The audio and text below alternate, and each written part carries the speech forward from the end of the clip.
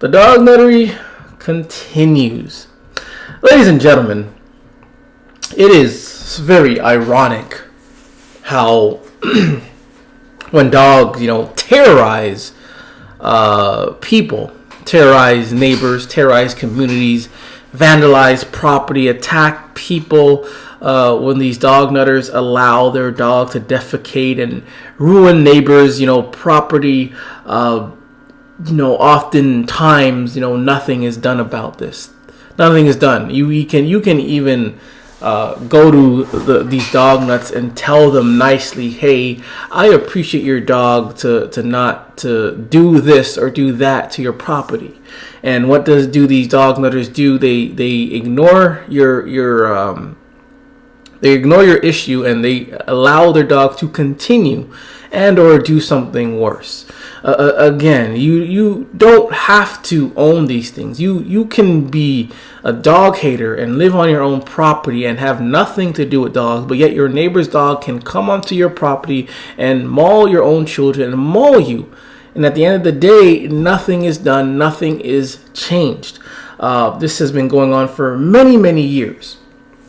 Again, how dogs can just violate people. Dog nutters themselves can just violate and terrorize and endanger people, and nothing is done. Instead of regulating or taking action or preventing issues in this dog culture, what do? They do it more and more and more and more, just to keep people upset.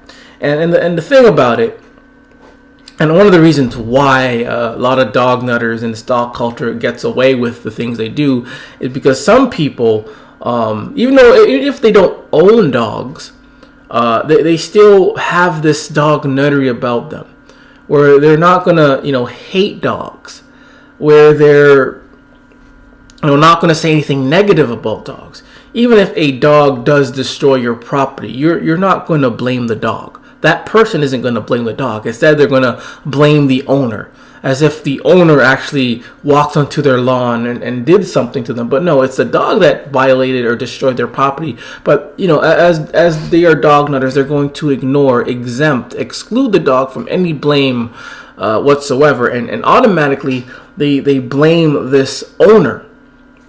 And this happens so many times. And here in this story in East Vancouver, woman calls for city or province to step in after raccoon attacks. So, again, dogs can attack you left and right and nothing's going to happen. But issues like this, all of a sudden, the tables are turned. This is like very, very rare that raccoons are going to attack. Raccoons tend to stay away from people. They see people and they tend to stay away. Again, they're just doing things to survive. End of the day, they're just doing things to survive. It's their survival. They need to survive.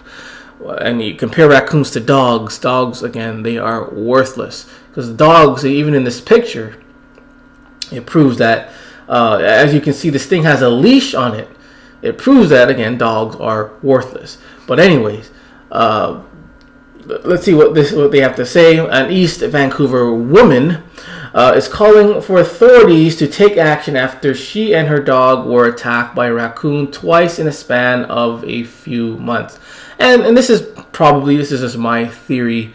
The raccoons, again, not even just raccoons, like many animals do this. They just attack dogs. And it's because dogs are vicious, dogs are invasive, and it's funny how these animals, even though they probably have never had a physical encounter with them, immediately they know that these things are dangerous and worthless. And what do? They attack. Cats. I've seen videos of cats attacking dogs. Deers attacking dogs. Donkeys attacking dogs. They're all attacking these things. And I think it's a form of protection. It's a form of protection and a form of survival. And these people, they're just so dumb to realize, hey, it's the dog that is the problem. The dog is the problem. And all of a sudden they want to do something about these raccoons. Like, what? Maybe if you stop walking your worthless mutt and get rid of it, you would not be in this problem right now. But anyways, she lived near the intersection of Victoria and Adanac Street for 6 years. She thinks the same juvenile raccoon attacked her 11 weeks old, and most recently on Sunday night.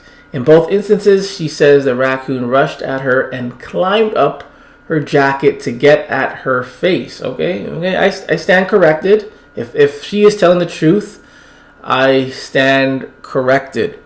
Herman says she was rescued by neighbors during the first attack after screaming for help, and she used a mini air horn to scare the animal away during the second attack. And it's funny. It's funny how when people are attacked by dogs, the dog nut community, they're going to laugh. They find it amusing when dogs are attacking you or another person. And now we have, ironically, a situation where they're being attacked by a natural animal. And now they're scared and now they're panicking. So this is like how we feel. But the difference is, there is no raccoon nuttery.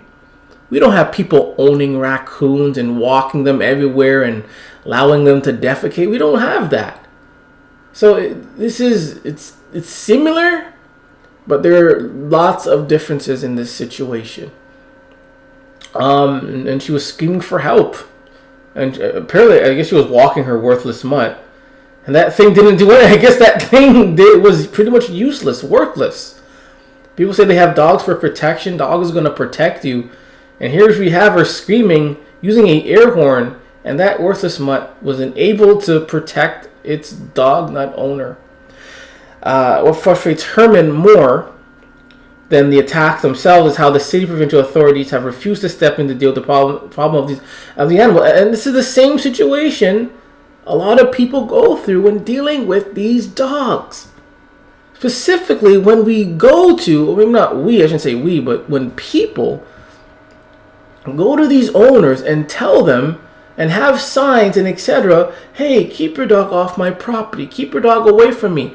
And what do the dog owners tend to always do? They ignore it and they continue their behavior. And then they want to play shocked and want to play victim when their dog is found dead or shot. I don't get it. Why can't you dog nuts just take heed and be responsible for your worthless mutt? If you really cared about them, you would not allow them to just walk and wander into people's property like this. And ignoring that, hey, your thing could be shot and killed, but you just take the risk anyways. And when it happens, you want to play the victim here. When you don't listen, when you're irresponsible, you have no accountability. You're dumb. And here we have where the tables are, kind of turned, and these people are fretting over raccoons now, and they want authorities to help them. This is how us people, anti-dog people, dog haters feel. But these dogless, they can't relate, they can't sympathize, they can't empathize, they have no compassion, no nothing. All their energy goes towards these dogs. Again, they don't care about people. End of the day, they only care about the dog. Some of them may work for charities and they may, take care of people. But end of the day, they care more about dogs. She says she's been directed to private pest control companies both times. Something that was also the case when feral raccoons attacked two Kitsilone residents and their pets. And again, these people were with their worthless mutts. So again, it's a dog problem here. It's a dog problem. I'm pretty terrified to go walking through my neighborhood. It's something I have to do twice a day. You have to do twice a day because we have a dog and we live here. Again, who told you to go and get a dog? Is a dog really necessary for you to live? It isn't. People give away dogs every day, and some of them are still living, so you don't need a worthless mutt. They know that the raccoons are out there. This behavior is just strange. It is not strange. Again, it's about survival. It's about protecting themselves against these worthless mutts. I wouldn't be surprised if more dogs have been attacking these and killing raccoons, which is what's causing raccoons to do what they're doing. But again, dogs are known for attacking and killing natural animals for no reason at all. And these people are acting so dumb. Like this is how dumb they act. They're unable to connect the dogs. I mean, connect the dots. That the dog culture, the dog nuttery is the problem. Both attacks, 11-year-old worthless mutt barked at the raccoon. The worthless mutt barked at the raccoon, which was a few hundred meters from the pair. A few hundred meters, and the dog decided to bark at the worthless mutt. A few hundred. So let's say that's like 200 meters away. And 200 meters is pretty far. And this thing is barking at them. And then you trigger these raccoons, just like when they say you look at a dog, you step wrong, you sneeze, you I don't know, you make noise, and dog will just attack you out of nowhere. They trigger the raccoon, and the raccoon charged at them and attempting to scratch her face. So I think my theory is they're making some things up. This dognut was obviously trying to protect her worthless mutt, and by doing so, she probably bent over. And that allowed the raccoon to have reached to scratch her face. She was bending over to protect her worthless mutt. That's what I think would happen. It looks like a house cat, but these are wild animals, natural animals, survivors. These are real survivors, mind you. Well, dogs, they're worthless.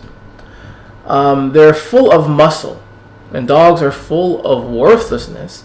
I don't know how to defend myself, let alone somebody who is not able-bodied or elderly or a kid. Again, if you're walking a dog, you become a target for natural animals, either for defense, survival, or for food.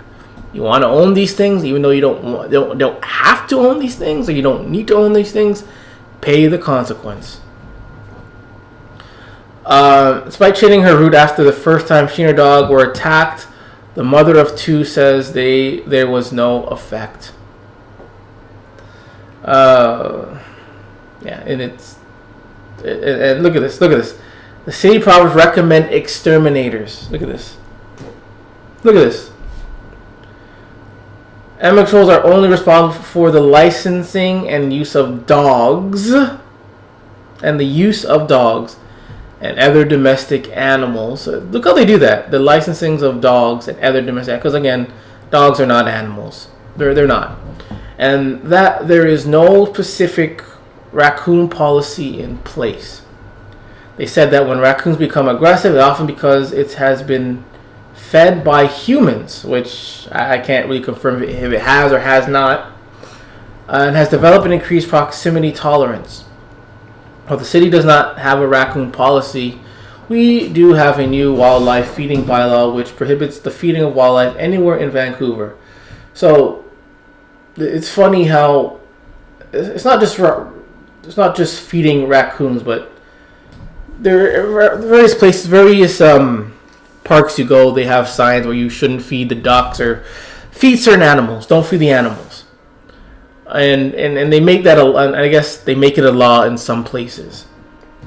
But it's funny how with these stray dogs, these dirty, filthy stray dogs in various countries, you have to bend over and feed them. There's no law saying that you can't feed these worthless mutts.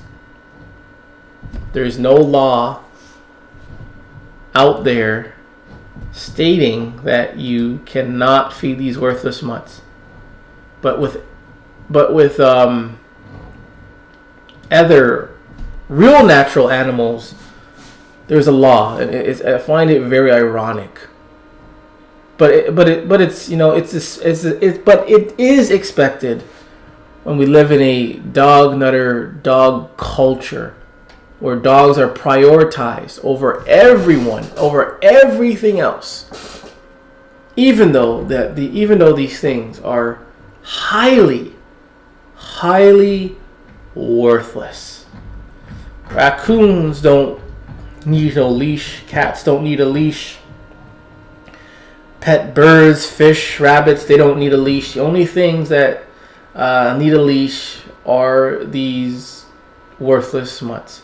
Horses don't need a leash. Cows don't need a leash. Only these worthless mutts need a leash. And it's because dogs are dangerous. They're a liability. They can go crazy, get anxiety, run in the road and get hit by a car. They can attack people. There's like 100 reasons why these worthless mutts need a leash. And while natural animals don't need a leash, even though they're leashless, they don't have an owner, they're not trained, yet many of them will not go around just attacking people for no reason. When a dog is loose, the dog is looking for people to attack, and it's going to be attacking people left to right. Other animals who've lived without a leash, without an owner, honestly, many people have lived pretty well with them. We've been able to coexist with them. Not getting attacked, but again, there's exceptions. Sometimes people are attacked. But with dogs, it's like an everyday thing. Every day, someone is attacked or mauled. A lot of these dog nuts will rescue these things, and they will still get attacked. Shelters will adopt out these dogs, and these new owners will still get attacked. The problem lies with the dog. The dog is the problem. And a lot of dog nutters, since they're so brainwashed, they fail to see this. They fail to see that the dog is attracting coyotes, it's attracting raccoons to attack them, deer to attack them always. Usually when deer see people, they tend to run away. But if a deer sees a dog that's, they're willing enough to stomp to death, the deer will attempt to kill the dog. Cats, again, will attempt to attack a dog. Even other people will shoot and kill these dogs because they've been bothersome. So if you cannot see it now, that the dog is the problem, and even you can even include the dog nutter themselves, then you got a lot of work to do. Anyways, Gore the Dog Butcher. Remember to always ask the questions. Gore the Dog Butcher with another Worthless Mutts, and remember, it is okay to hate dogs. Thank you for watching.